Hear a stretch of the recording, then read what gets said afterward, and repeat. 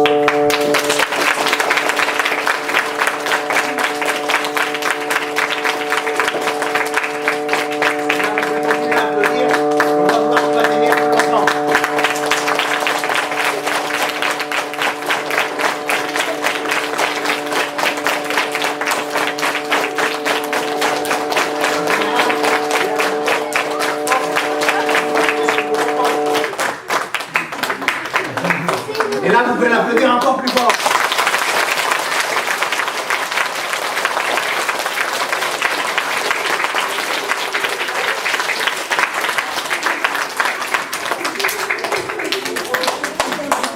Alors, ce qui prouve quand même que la validité est très relative et que Jean-Michel, quand il était jeune comme vous, il vous expliquera d'ailleurs ce qui était, parce que là, ils sont un peu plus grands, et je pense que ça peut être super d'expliquer l'histoire de la construction des eaux, ce que j'adore moi comme description et comme histoire. Donc, il voulait faire de la musique, mais il ne voulait pas faire la guitare ou le piano seulement, mais il voulait faire du basson. Et comme il avait donc une capacité pulmonaire donc, réduite, il a utilisé toute son intelligence, toutes ses forces, et il a développé une technique rare, difficile, extraordinaire, qui s'appelle la respiration circulaire. Ça veut dire que pendant qu'il va expirer par la bouche, il va inspirer par le nez. D'ailleurs, vous le voyez, il gonfle les joues, et pendant qu'il va expirer l'air qu'il est dans sa bouche, il va inspirer par le nez. Et donc, du coup, il peut jouer sans s'arrêter pour respirer. Contrairement à nous, donc on est dite valide ou ordinaire, et qu'on a besoin quand même d'ouvrir la bouche toutes les 15-20 secondes pour respirer. Voilà. Donc, tu voulais dire de moi?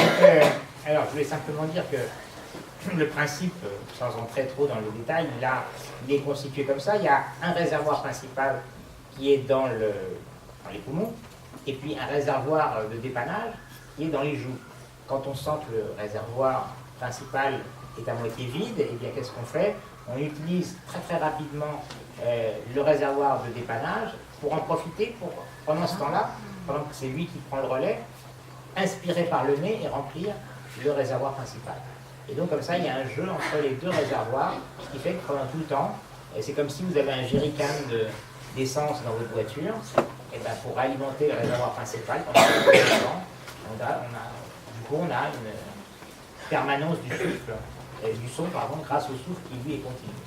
Voilà. La maladie que j'ai s'appelle la maladie des os de verre, parce que le verre c'est assez fragile. Quand on fait tomber un verre, en général, il se casse. Donc c'est pour montrer la fragilité des os. Alors c'est parce qu'il manque dans ce qui constitue l'os une matière importante qui s'appelle le collagène.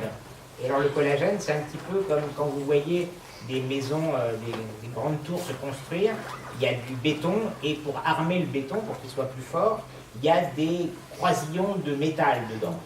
Donc c'est-à-dire qu'on met dans le béton, pour qu'il soit plus fort, pour qu'il soit armé, on met des tiges entrelacées de métal dans le béton. Et bien le collagène, c'est ces tiges, donc, et ces tiges intérieures, donc à l'os, à la trame de l'os, sont manquantes, et donc ça rend l'os beaucoup plus fragile. Donc quand on tombe, ou même sans tomber, parfois on se casse les os, et donc on a des tas de problèmes après.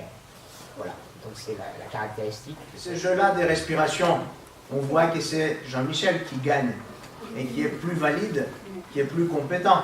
Et puis ça dépend de ce qu'on entreprend dans notre vie, quelle est notre action, quel est notre projet, pour dire qu'il y a des gens qui sont plus valides ou différemment valides.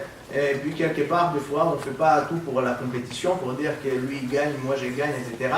Nous, on a formé une équipe et on partage une passion, la musique, et on arrive à prendre du plaisir en jouant de la musique peu importe que Jean-Michel, quand même, il est un peu plus fort que nous, et donc il prouve tous les jours qu'il est plus valide que les dites valides. Donc, on va continuer avec la musique, et sous vos applaudissements, pour une nouvelle fois, pour